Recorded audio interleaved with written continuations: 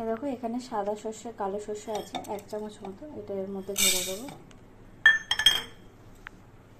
2টো কাঁচা লঙ্কা, অল্প একটু নুন দেবো স্বাদ মতো, একটু হলুদ দেবো, সাদা তেল দিয়ে দেবো। আর এটার মধ্যে এই যে 5 কোয়া মতো রসুন আছে, একটু রসুন দিয়ে দেবো। আর এটা হচ্ছে কাঁচা বাদাম, সেটাকে আমি পেস্ট করে নিয়েছিলাম, সেটা এটার মধ্যে দিয়ে দেবো। আর একটু জল দেবো, জল দিয়ে দিয়েছি। এবার এটা ভালো করে পেস্ট করে নেব। এই দেখো পেস্ট করে ফেলেছি। এবারে চলো তোমাদেরকে রান্নাটা দেখাচ্ছি। এই দেখো বেগুনটার মধ্যে নুন হলুদ মাখিয়ে রেখেছি। কড়াইতে এই যে গরম তেল রয়েছে, এর মধ্যে কালো জিরা দিয়ে দেবো আর বেগুনগুলোকে ছেড়ে দেবো। আর বেগুনগুলোকে রাখি এরকম লম্বা লম্বা করে এরকম করে কেটে নিচ্ছি।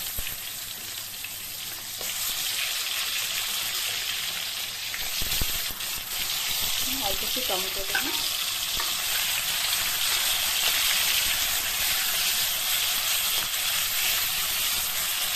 এটাকে তোমরা বেগুন পাতার বা বেগুন বাহার বলতে পারো।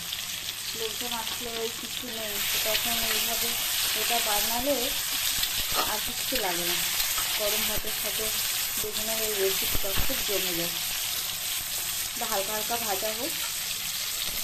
দেখো এরকম হালকা করে লালচে লালচে ভাজা হয়ে গেছে। এটা এর মধ্যে পেস্টটা দিয়ে দেবো।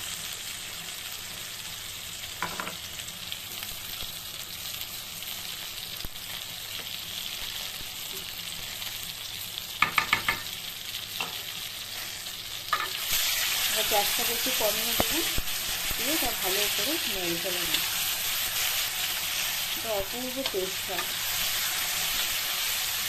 একটা মশলা ধোয়ার যে জলটা ছিল এটা দিয়ে দেবো।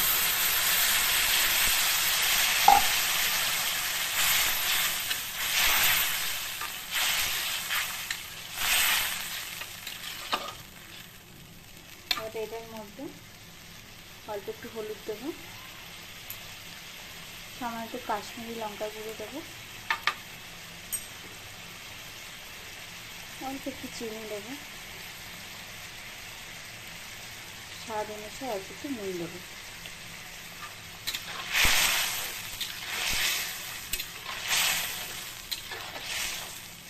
এটা সামান্য একটু ফুটে গেলেই হয়ে যাবে। দেখো জলটা পুরো টেনে গেছে, হয়ে এসছে। নামিয়ে তারপর তোমাদের দেখাচ্ছি। এই দেখো নামিয়ে নিয়েছি। এটা অপূর্ব খেতে হয়। তোমরা যদি কেউ নিরামিষভাবে করতে চাও রসুন ছাড়া, শুধু রসুনটা বাদ দিয়ে দেবে, বাদ বাকি যা কিছু দিয়েছি ইনগ্রিডিয়েন্টস সব কিছু দিয়ে তোমরা পেস্ট করে তারপর করবে। আর এই বেগুন বাহার বলো বা বেগুন পাসান বলো, এটা খেতে খুবই সুন্দর লাগে। আমি তো এইভাবেই করি। আর তোমরা এইভাবে বানিয়ে তারপর আমাকে জানিও তোমাদের কেমন লেগেছে। তোমরা কমেন্ট করো, আশা করি তোমাদের সবার খুব ভালো লাগবে। আর এই রেসিপিটা ভালো লাগলে তোমরা সাবস্ক্রাইব করো, কমেন্ট করো, লাইক করো।